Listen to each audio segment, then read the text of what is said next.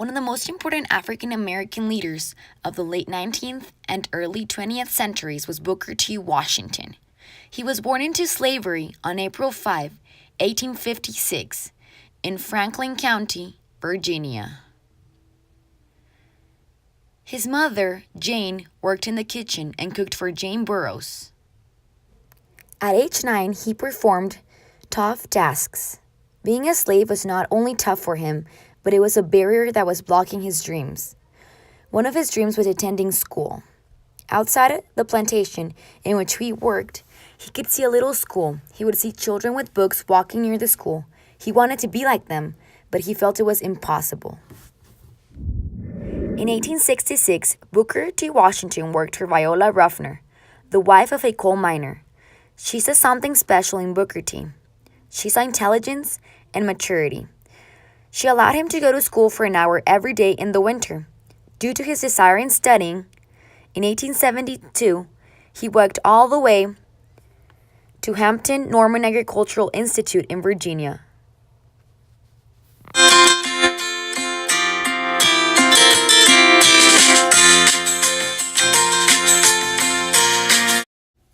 When he got there, he convinced the administrators to allow him to attend school. At the institution, he had to work as a janitor to pay for his expenses and his tuition. He was later given a scholarship offered by General Samuel Armstrong, who later became Booker T. Washington's mentor. Years passed and he finally graduated from Hampton in 1875. He won trust of white philanthropists from the South and the North to make Tuskegee into a school of industrial education. Booker T. Washington assured whites that nothing taught at the Tuskegee Institute would challenge white supremacy. He believed African Americans should work hard and show progress in order to prove whites they were equal to them. He believed that Southern racism was way too strong and firm, that demanding social equality would not work. He thought industrial education would enable them to lift themselves up. He even encouraged African Americans to stop demanding voting rights and ending segregation. In September 1895, Washington was invited to speak at the 1895 Cotton States and International Exposition in Atlanta. There, he gave out a speech. The speech was called the Atlanta Compromise. In the speech, he accepts that reality of African Americans and segregation. He stated that they should focus on vocational education. In his speech, he says something that became very famous.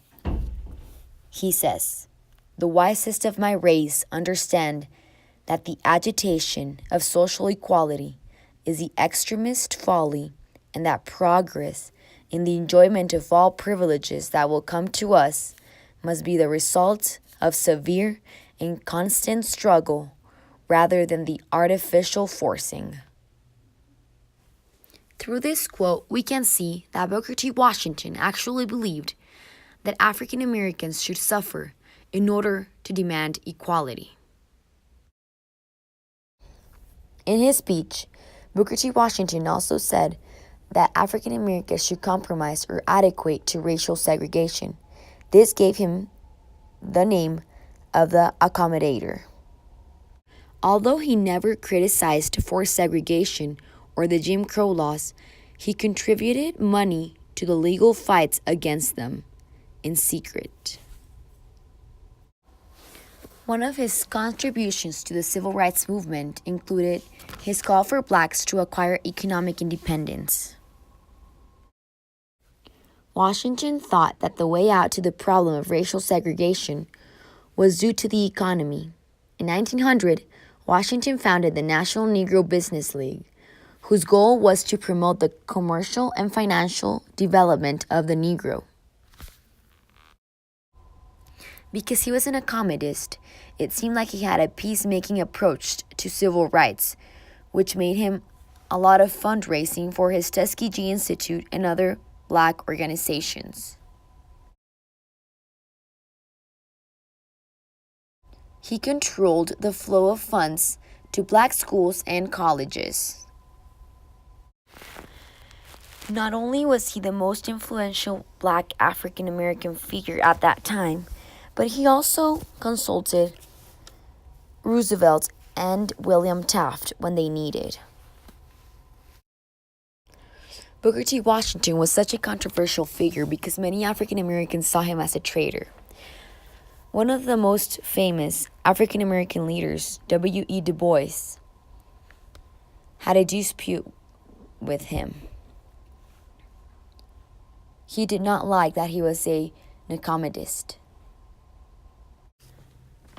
African American and white opposition to Booker T. Washington's ideas in disfranchisement and Jim Crow led to Niagara Movement formation and to the NAACP formation. This controversial figure died in November 14, 1915, due to high blood pressure. He is buried on campus at the Tuskegee Institute.